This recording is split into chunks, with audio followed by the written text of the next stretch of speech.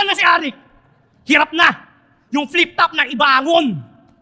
Dahil kila Badger na bumubulong sa mga MC tungkol sa pera nila Lason. Ngayon, may aasahan pa ba tayo sa Disyembre? May makikita pa rin bang ahon?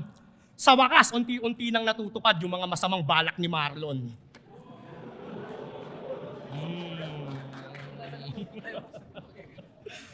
Utang ina mo.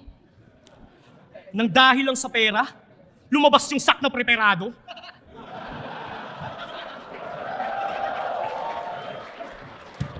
Nang dahil sa salapik, nagbabalik yung veterano. Nang dahil sa barya, akala nila swerte tayo. Ang kita-kita lang dito kung gaano kayo kadesperado. Ngayon kami na ngayon yung tuta. Porkit si Pibus, pusong gapuna.